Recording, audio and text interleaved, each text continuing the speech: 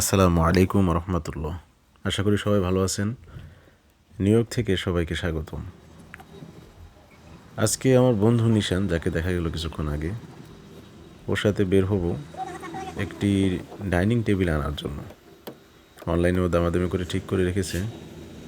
তো প্ল্যান হলো ওইখানে যাব, ডাইনিং টেবিলটা ডিসেম্বলি করব, এরপরে গাড়িটাতে উঠাবো। অলরেডি কিছু সমস্যা হয়ে গেছে। সকাল ওর 12টার দিকে আসার কথা ছিল, কিন্তু যেই গাড়িতে করে নেওয়ার কথা নিশান সিয়ানা, সেই গাড়িটা রাস্তার মধ্যে আসার পরে হঠাৎ ইমার্জেন্সি বাতি দেখাচ্ছিল। তো সেটাকে এখন গ্যারেজে দিয়ে, ও যে গাড়িটি দিয়ে সাধারণত অফিস করে সেই গাড়িটি নিয়ে আসছে। একটু পরিষ্কার পরিচ্ছন্ন রাখে আর কি। যাই হোক, আমরা শেষমেশ রওনা দিচ্ছি। এটা হলো বড় কথা। যাওয়ার পথে যে সকল সুন্দর সুন্দর স্থানগুলো নজরে আসতেছিল সেগুলোর ছবি তুলে রাখার চেষ্টা করছিলাম। বিশেষ করে আজকের রৌদ্রটা বড়ই সুন্দর ছিল, আসলেই দারুণ ছিল। আমি আসার পর থেকে এখন পর্যন্ত গত 2 মাসে এরকম সুন্দর ওয়েদার দেখিনি। তো আসলেই অনেক ভালো লাগছিল আজকের দিনটা।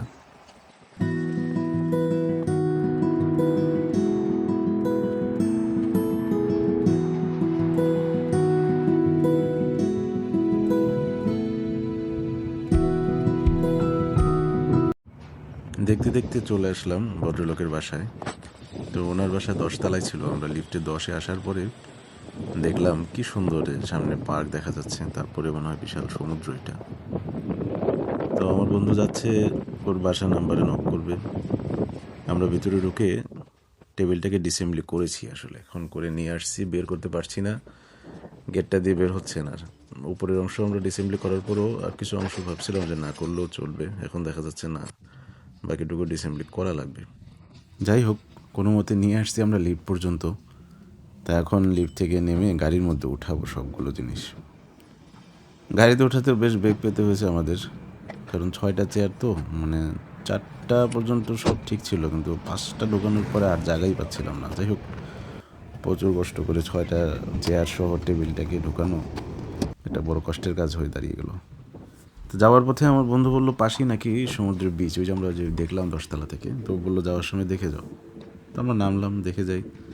দেখলাম এখানে হাত দিয়ে ওরা ব্যাডমিন্টনের মতো খেলতেছে, কোনো ব্যাট নাই, এটা কী বলবো, টেনিসের মতো ব্যাট ছাড়া হাত দিয়ে খেলে। খেলার মাঠটার পাশেই আমাদের বিচের কাছে আমরা চলে আসছি। খুবই সুন্দর ওয়েদার আজকের, রৌদ্রটাও অস্বাভাবিক সুন্দর, বাতাসও অনেক, কিন্তু গরম নেই, বরং হালকা ঠান্ডা আছে। আমরা জ্যাকেট পরা দুজনেই। তো এখন দেখতে থাকেন, অত্যন্ত অসাধারণ সিনারিও। আসলে আজকের ভ্রমণের একটা বড় প্রাপ্তি ছিল আমার এই সিনারিটা, অনেকদিন মনে থাকবে হয়তো বা।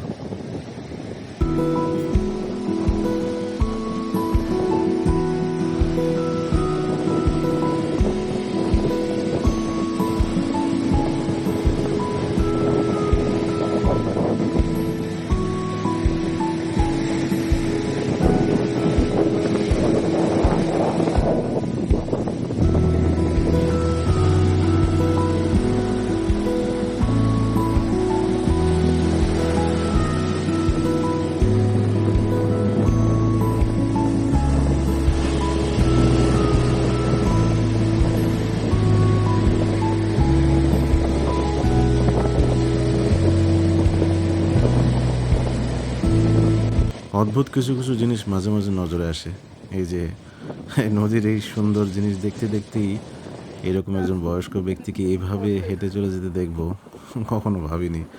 আসলে তার এটা কি কোনো স্পোর্টসের অংশ, বা সে কি কোনো ব্যায়ামের মধ্যে আছে, না কেন এমন করতেছে সেই হয়তো ভালো জানে, আমার কোনো কনসেপ্টে আসে না। যাই হোক, আমরা গাড়িতে উঠে ফেরত চলে যাচ্ছি।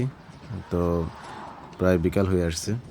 তো যাওয়ার সময়ের বেশ কিছু ভিডিও আমি ধারণ করেছিলাম। আশা করি নিউ ইয়র্ক সিটি কতটা সুন্দর, ভালো পরিবেশে, উত্তম ওয়েদারে, সেটা হয়তো আজকে দেখাতে পারবো।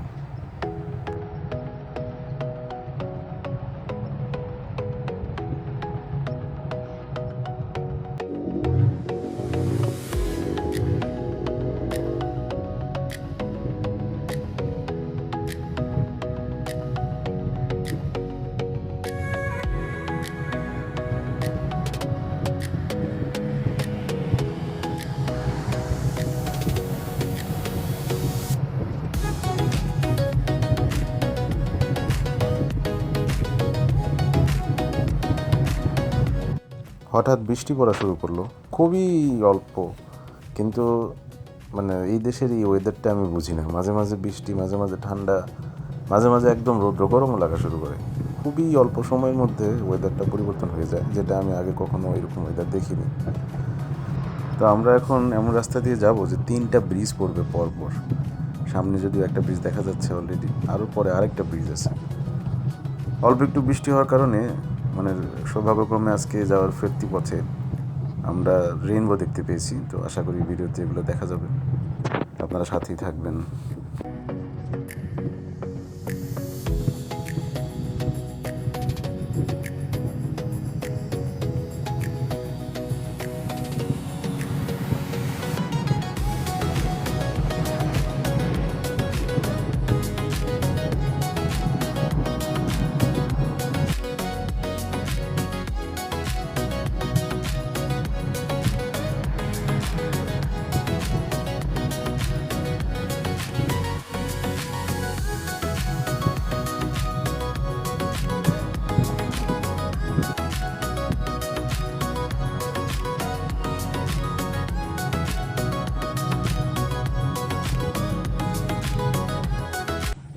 চলে আসছি ব্রঙ্কস এরিয়ায়, যেখানে আমার বন্ধুর বাসা।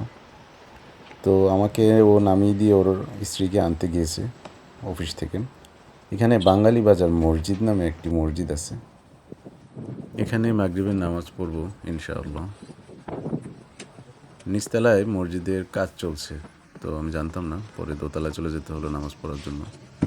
নামাজটা পড়তে ভালোই বাধা পেতে হয়েছে, রাস্তায় কারো একজনের গাড়ি খুব সম্ভব আটকে গিয়েছে, প্রচুর হর্ন দিয়েছে। মসজিদে নামাজ পড়ার পর ইমাম সাহেব পর্যন্ত বলেছে যে কার গাড়ি দয়া করে সরান, কিন্তু কেউই উঠে যায় নাই, গাড়ি সরায় নাই, সারাক্ষণ হর্ন দিয়েছে। আমাদের খুব সমস্যা হয়েছে বের হওয়ার পরে। এই জন্য রাস্তায় নিচে যে মানুষের হট্টগোল দেখছেন, সব ওই যে গাড়ি চালক ছিল তারকে নিয়ে আলোচনা চলছে।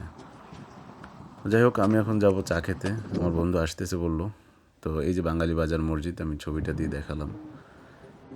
এই তান্দুরি প্যালেস দোকানটা থেকে 1 কাপ চা নিলাম ডাবল সুগার দিয়ে, ভালোই চা বানায় দেখা যায়। আমার বন্ধু সহ বাসায় এসে আমরা টেবিলটা অ্যাসেম্বলি করা শেষ করলাম মাত্র। টেবিলটা কীভাবে কাজ করে এখনও দেখাবে, আপনারা সাথে থাকবেন।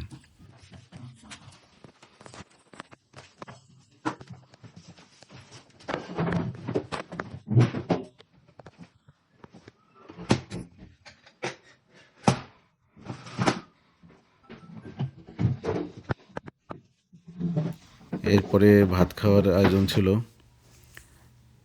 চিংড়ি মাছ, কিমা, ডাল আর একটা সবজি। আলহামদুলিল্লাহ বেশ ভালো খাবার হয়েছে। আমার বন্ধুর ভাতিজার জন্মদিন ছিল, তো সৌভাগ্যক্রমে আমিও ছিলাম সাথে। সবাই কেক কাটলো, কেকটা খেয়ে বন্ধুকে বললাম যে আমাকে একটা কাজ করো, মেট্রো স্টেশনে নামিয়ে দাও। তো আমাকে মেট্রো স্টেশনে নামিয়ে এই চলে যাচ্ছে। তা আপনাদের এই সুযোগে মেট্রো স্টেশনটা আশা করি দেখাতে পারবো।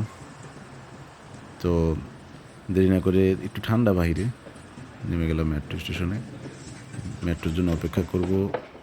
আশা করি 1 ঘন্টার মধ্যে আমি আমার বাসার পাশে যে মেট্রো স্টেশন সেখানে চলে যেতে পারবো, সাথেই থাকবেন।